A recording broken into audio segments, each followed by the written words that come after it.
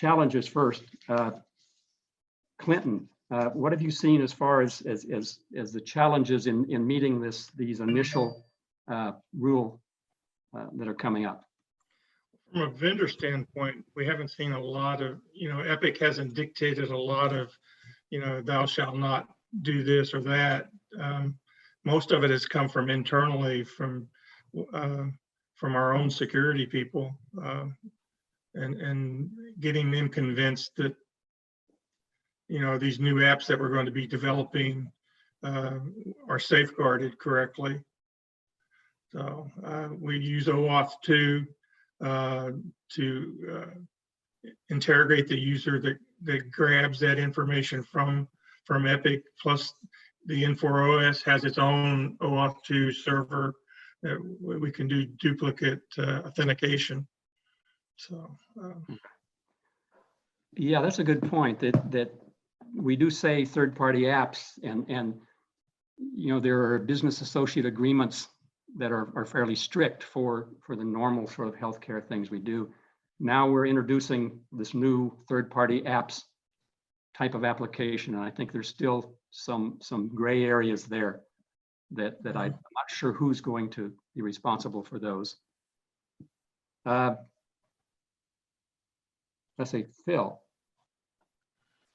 Sure. I think from my perspective, what is is this how do you monetize this, and is it an unfunded mandate? So in there, as you move from fee-based healthcare to value-based, or fee-for-service to value-based, as you need to manage a patient population, that really becomes a driver for interoperability and accessing that information. So I think at the moment, if it's how do I invest, and what's a smart investment for me as a healthcare organization, or as an app developer, to do this. It's a great way technology to share data, but what are the business drivers behind that? And I think this is where value-based care, quality care, really plays into that. If I'm capitated, I need to know where my patients are going. I need my patients engaged with their healthcare to improve those outcomes and increase my revenue. Then I'm going to make this work. Yeah, I agree. The value-based care is this dimension. We have the technology, and then we have the business side of that. Within HL7, I didn't talk too much about the new projects going on in HL7, and many of those are they're working on things like clinical decision support to make it easier to and more effective and less costly to add new modules, to make new innovative ways of analyzing the data for value-based care, make those available without having to wait for an Epic or a Cerner to go through a development process and then sell them to you. So that there's this market for third-party apps for doing things that innovation for value-based care. When you talk about monetizing APIs, you have to look at it from perspective. From a vendor perspective, and you're working with Epic, they look at developing apps as a revenue source. So sometimes when you're developing apps within the organization, like Houston Methodist, it's been a challenge working with the vendor because they tend to be a little bit close to the vest with their assistants. So that's been a challenge too when you talk about monetizing, because they think you're going to turn around and sell the app. Yeah, okay, I hadn't thought about that. So I assumed that so you're sort of the owner of the data, and you're paying them to work for you, but I guess you're seen as a competitor? Yeah, when you start dealing with their app orchard, they charge vendors to access the sandbox and get at their APIs. So yeah, it's kind of a revenue source for them. So it's been a challenge in that area.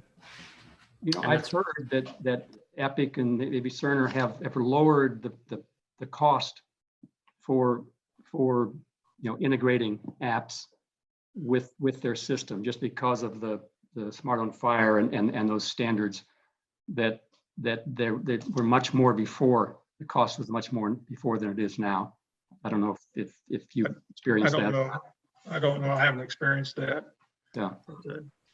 The cost of integration, I mean, from a Cerner side, it's not cheap. But if you're developing as a health system, then we have some grace and access because we own the data and we already have the infrastructure and agreements in place. But there is a disadvantage for, Thomas Kuklenski company outside of Memorial Hermann developing an application, and there's a much higher threshold to getting onboarded, and then of course the hosting costs. So health systems are at an advantage to basically contract directly or to develop those things in-house.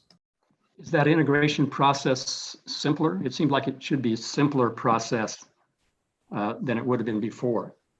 No question. We've done non-FHIR-based integrations, and the FHIR standards are much more clear-cut. Of course, the rate-limiting factor is the point at which Cerner, Epic, or Allscripts develop and support the standards pushed out by HL7. Because just because there's an industry standard doesn't mean that the vendor itself is ready to support that. And that level of maturity and integration can still be a pain point.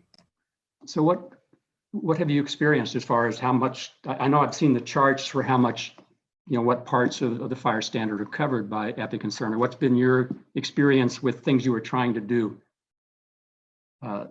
With things that weren't covered? Thomas? Yeah, so I would definitely recommend try to keep it simple. Pulling forward results and values, that's been the easiest place to start because those are low risk items. But if you're trying to write information back into the system, orders or medications, those are the types of resources that will take a long time because the cost of an error for an incorrect medication can be fatal for a patient, right? So those will take a lot longer to develop. So although I think everyone on this call probably has grand aspirations of fundamentally redesigning the EHR to have a better UI or UX that supports our niche needs, we have to be realistic about the global pace of development that those vendors can support. Okay, so that kind of brings us over to the I was going to, if I Phil. just added to Thomas's question around the standards as well, and I think for us, what I see is HL7 version 2 and CCDAs are a format standard, but not a content standard. And there's all kinds of stuff in there or not in there. The FHIR resource is much more specific and makes it much cheaper to deploy, develop, connect, because it is a standard. And hopefully we hold to that and it stays a standard. As soon as we get off the rails, we'll be back to where we were. Yeah. Especially as we go to version 4, I think. Yeah.